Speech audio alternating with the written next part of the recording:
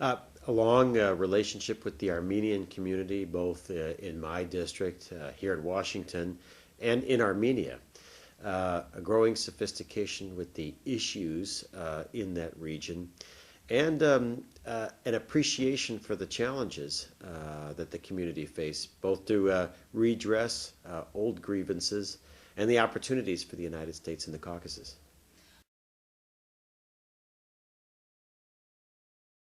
Well, we have some optimism, a new Congress and a new president, and President Obama on two occasions in the campaign referenced the Armenian genocide and the need to move forward.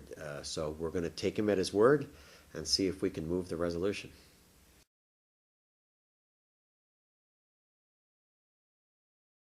Well, the Department of Defense and the State Department will always be our opponents in this.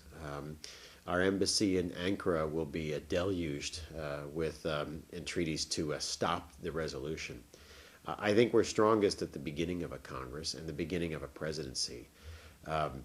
Over time, the state and DoD bureaucracies tend to get hold of the White House and even parts of the Congress.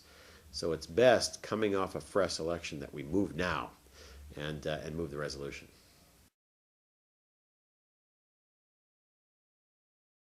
With regards to timing? Once in a while, the timing argument is correct. You know, if there's a war on in which the United States is imminently involved, or some key crisis.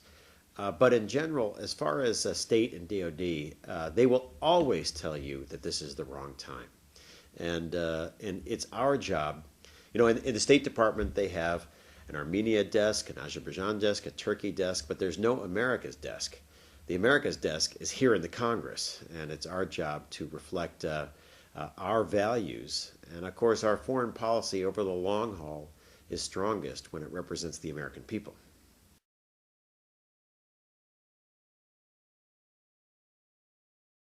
Congress should stand behind Armenia. And the community is our bridge, not just to strong members like myself and Congressman Pallone that have taken leadership roles, but to other members that may not be fully as sophisticated as we are on the issue, to explain the equities, to describe what a strong friend the Armenian community, and especially Armenia, has been to the United States, and how over time a military solution to this issue has failed repeatedly and will fail again.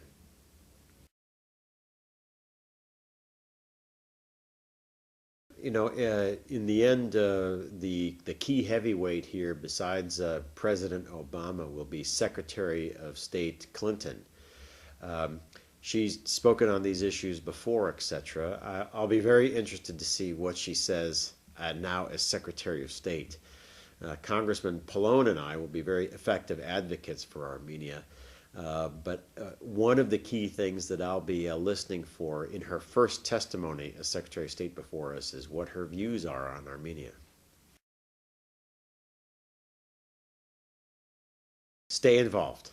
That our equities are very much at stake here. That it has never been more important for you to be involved in the Armenian community and issues up on Capitol Hill. With a new Congress and especially a new president, all of the precedents will be reset. And so our voice has to be as strong as possible now to make sure that when these new policies and new precedents are set, they build the strongest relationship between the United States and Armenia.